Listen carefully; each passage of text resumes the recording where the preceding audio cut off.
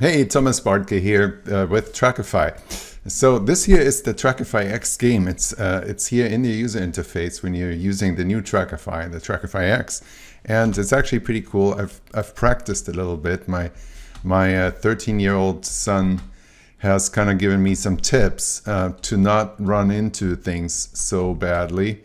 But you see here, you can hit I see events. That stands for initiate checkout, add to cart. You can hit even, let's see here, if we can find a purchase event. There are all these other events here, the other event types coming up a lot. But there's one. Okay, so now when you hit the purchase event, it actually, bang, it gives you this familiar ring that is lifted straight from the Shopify checkout notification when you have the Shopify mobile app installed and monitor your checkouts with that. And there you go. So I have to practice a little bit more here to do this. And I'm going to challenge you eventually to beat me at this, just like I'm challenging you to beat me at Facebook ads. There you go. Okay, so enough of that. What I really wanted to show you here is the new analytics screen in TrackifyX. And it's really a super powered version of what used to be the tracking tags screen in the previous interface. It's super powered because you can now select a date range and you get the event counts not only for view content, add to cart, and purchase events, but for all events that were fired during that date range.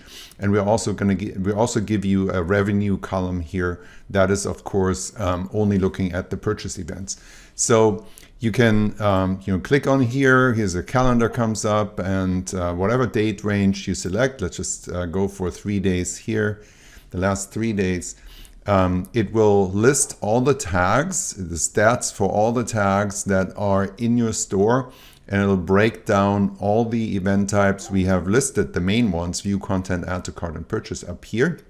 Now you can filter these tags. So all tags are shown, and if you switch over to collections, to the collections view, then you'll get the list of all the collections that you have in your store. So all tags are shown by default, and you can narrow them down to the tags that you want to see. Any part of the tag name, when you type it into the search field, will narrow down the list. So let's just kind of stick with the old format of tracking tags, which, by the way, you might find this helpful to actually set up some tags that you actually want to track on purpose. And you might find, if you're like many other store owners, that you actually have too many tags in your store, and it's kind of overcrowded and not very systematic. If you want to get some help on this and some ideas on how to tag your store, just click on the tutor hat over here and watch this video right here. Okay, that goes through in detail how you might want to tag your store products so that it's a consistent system and it actually shows you what's meaningful and what you want to tag. So, but even if you don't have that all perfect yet, you can see all the tags like this. You can narrow them down with the search, and all of the results here will show according to each tag that's there, right? And so the cool thing that you can do, so you see the view content, add to cart, and purchase events, and you can also click down here on this down arrow to reveal the details of all of the other events that were fired, right? So you can see here, view content, add to cart, initiate checkout, purchase, customize product. That's an event that fires whenever someone changes the variant on the product page. So when they make a selection on a different and just select a different variant, that's when Trackify fires this new custom event called customize product.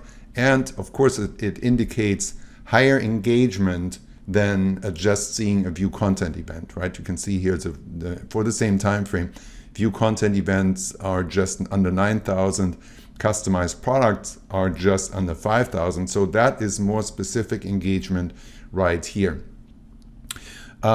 add shipping info, add payment info, lead events. The lead events are nice. Search, there are not many searches here, and view cart events. So you can see all events and you can see all event counts. And these event counts apply to the time frame that you've selected here in the calendar.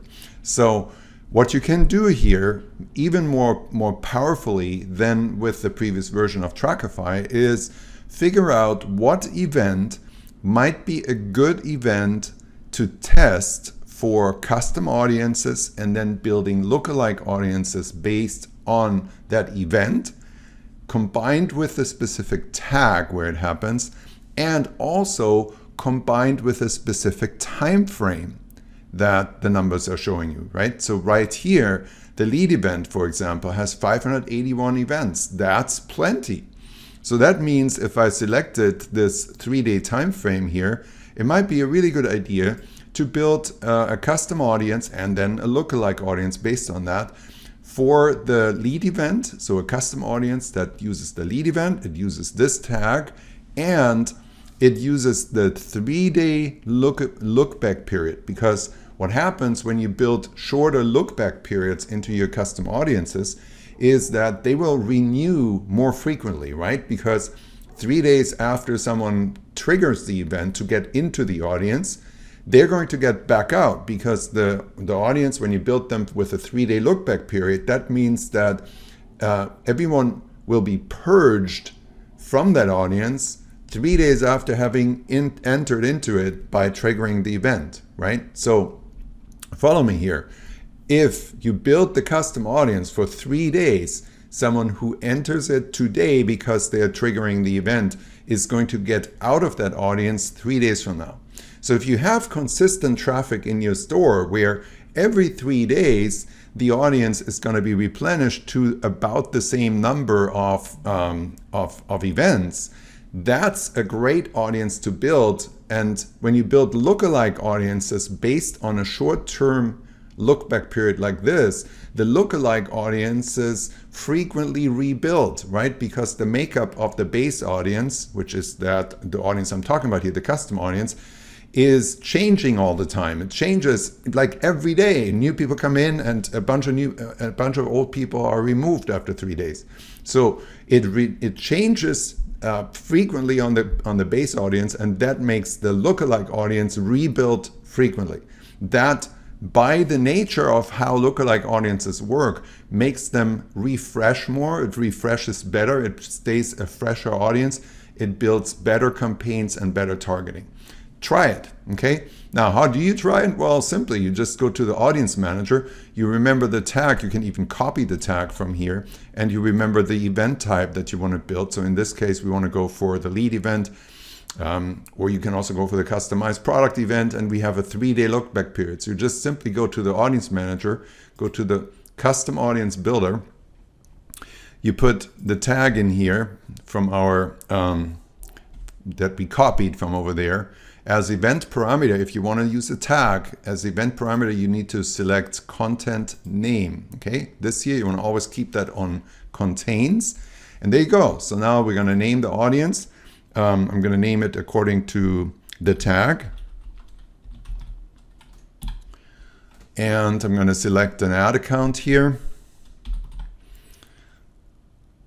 and I'm going to select the pixel. And then I'm going to select the event types here. So lead and customized product is not in the list, but that doesn't matter. You can just type them in like this. Hit tab, type in another one. Hit tab again, and there are the 2 events. And now you just select the 3-day period here.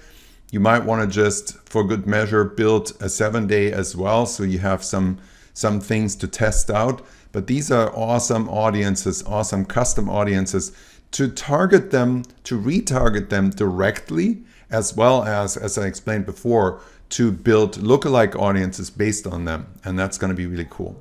Okay, so all set. Let's hit create custom audience. It says processing. And after it's done, it will show you exactly which audiences have been built. So in this case, we've created 4 custom audiences lead 3 days, customized product 3 days, lead 7 days, and customized product 7 days.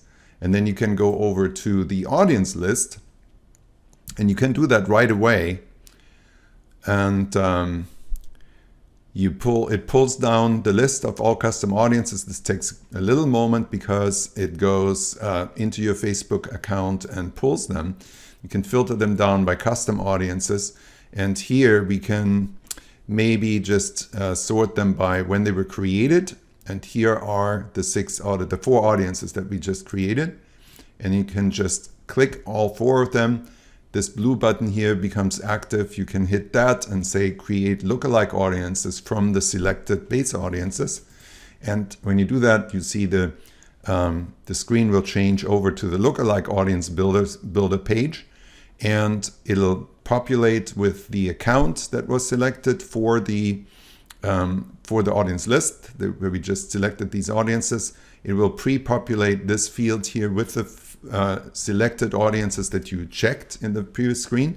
And now you can go about building those lookalike audiences based on the base audiences.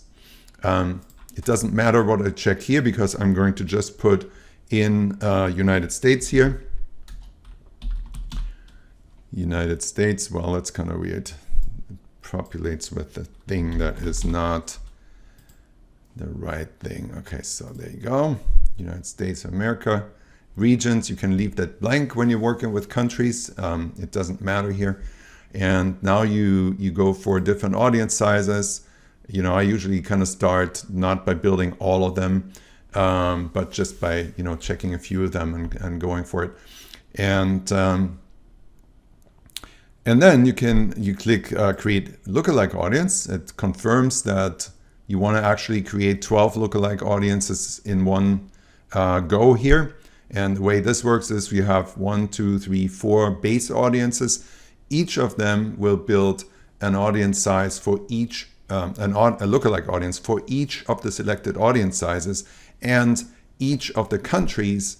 Well, if it's combined countries, it doesn't matter. It's just one. If you select separate countries for each lookalike audience, then if you had multiple countries in here, it would actually multiply that and create one of each for one of each country and one of each selected audience sizes. So in this case, it's a little more simple. We just have one country here. We have 4 base audiences times 3 audience sizes. That is 12 lookalike audiences. And hit yes. And here, same thing. It'll run for a minute and create these audiences and then give you a report of the audiences that were created. There you go. So in this case, everything worked. It's possible that you get error messages if something doesn't work out. For example, if you come back later and let's say you want to create some more different audience sizes, and let's say you forgot that you already created the 3%, and you would make a selection like this, right? Same audiences, but you select the 3% again, which already exists. These lookalike audiences already exist. So that will give you a combination. It'll confirm again 8. So this time it's 4 times 2. So that's 8.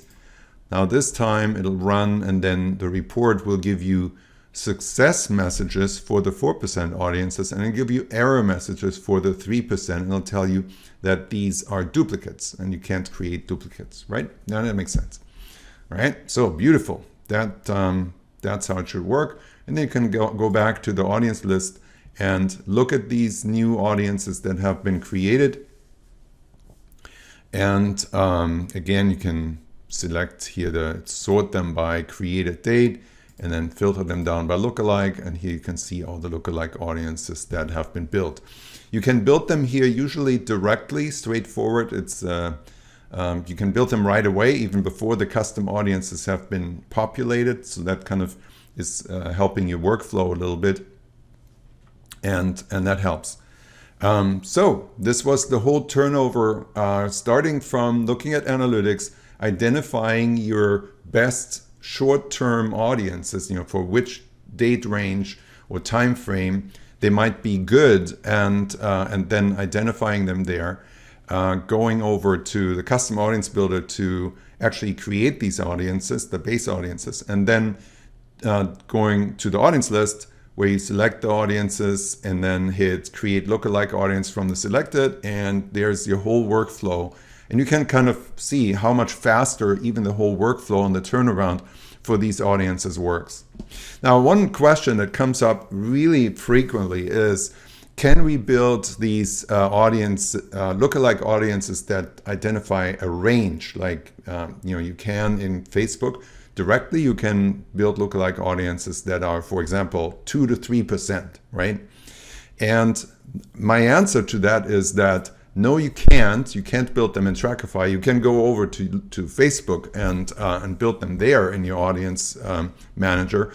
And the reason why we don't support them in Trackify is that I feel that it's just overcluttering and overcrowding the amount of audiences that you're going to have in your account. If you create all the ranges, all the different intervals and between the different ranges there, you're going to end up with so many different audiences that they're going to turn out hard to manage. So that's the reason number one.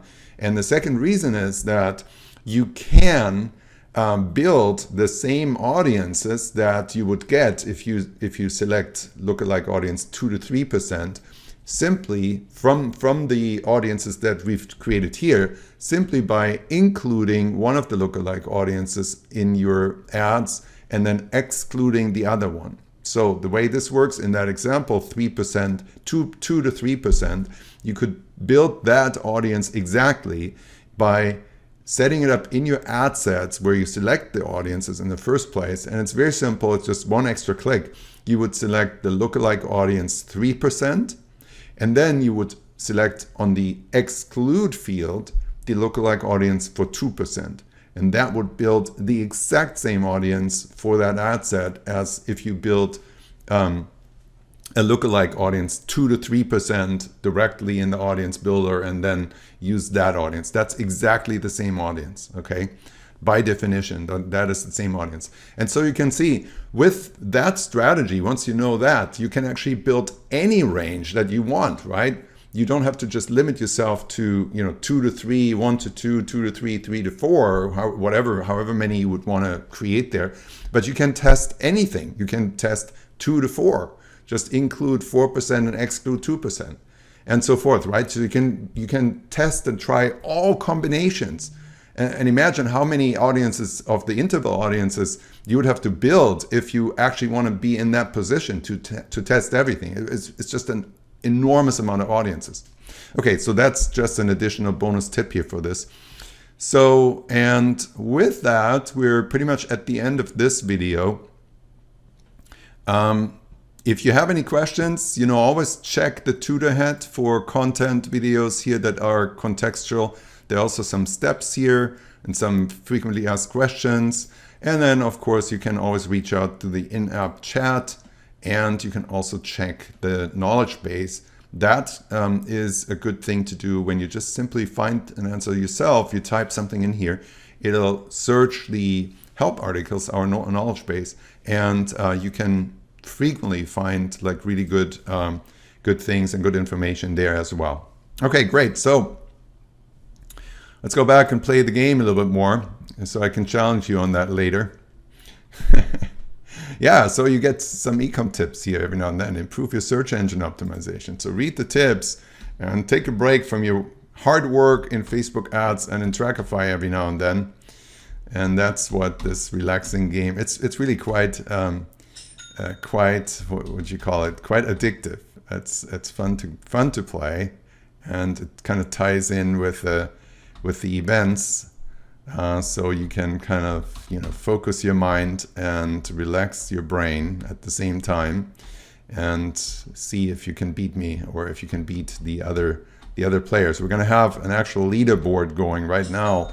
It's just showing your personal best score at the top left corner. But shortly we will have real competitions here and tournaments between TrackifyX Game players. And that's bam, there it is. 70, that's not too bad for a live demo. I hear that gaming channels are really popular. So maybe we should start a TrackifyX gaming channel and just see, you know, if we can meet there and watch each other play as we're taking breaks. All right, awesomeness. Thanks for watching, guys. This is Thomas signing off. I'll talk to you soon.